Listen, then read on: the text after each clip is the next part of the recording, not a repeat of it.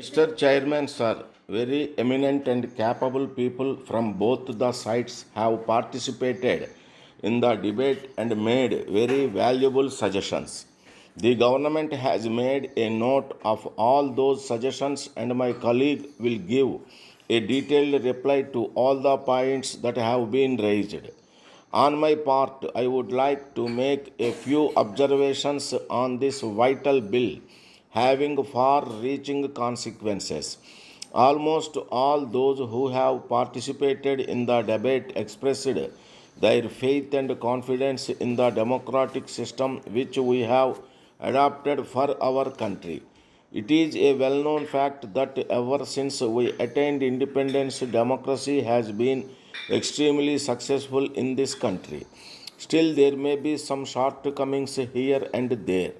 With the amendments that are brought forward today, I do not say that everything is going to be perfect. However, best something might be, there is always scope for reform and improvement.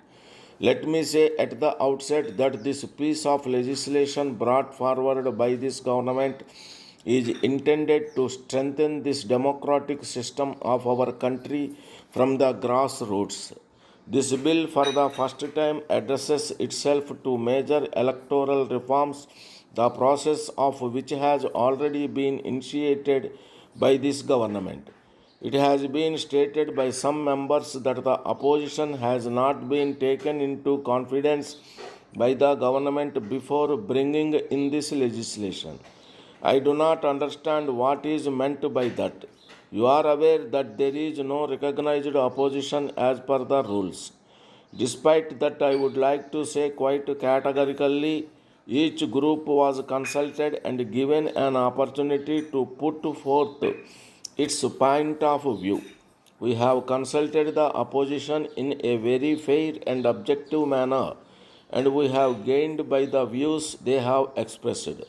So far as this government is concerned, we want the opposition to grow and to develop, but I am very sorry to say that during all these years of India becoming free, no opposition party has developed with a national perspective. Speaking about the present system, it has also been said that there is government monopoly over the media. I would like to remind them that at the time of elections, equal opportunity is being given to all the recognized political parties.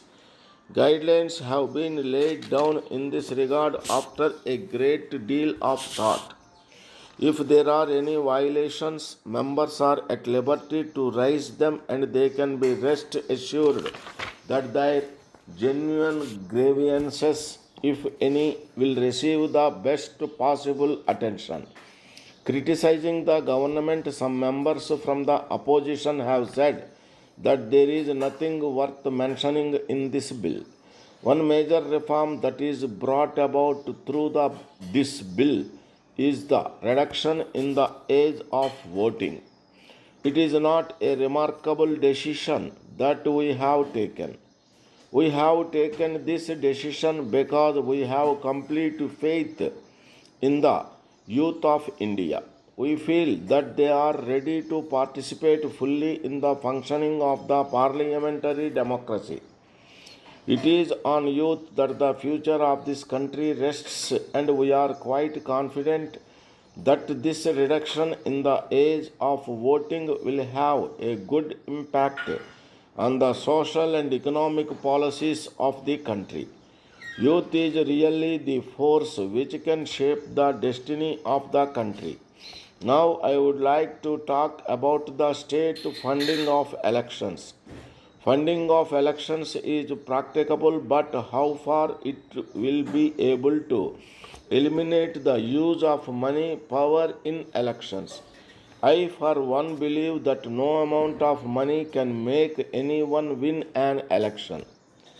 Dear sir, I have the pleasure in informing you that the much awaited conference of the entrepreneurs has been decided to be held in the last week of next month. You will be very much interested to know that unlike the other conferences, This conference is designed in such a manner that the entire investment opportunities available in India will be placed before the participants, and the participants will have a very wide choice to select the areas to suit their expertise. You are aware that India is a land of plenty. There is no dearth of raw material and natural resources in this great country. One more additional advantage is the availability of skilled and unskilled labor who will put their heart and soul into the work that has been entrusted to them. It is a well known fact that people who went abroad from this country have earned a great deal of reputation for their sincerity and hard work. This bears testimony to the fact that if adequate opportunities are provided to them, one can extract excellent work both in terms of quality and quantity. The government participants of the conference will explain the economic and political background of the country and thereby provide an opportunity to think in terms of investing in India. I hope you will make best use of this opportunity and make it a point to attend the conference without fail. With best wishes, yours faithfully.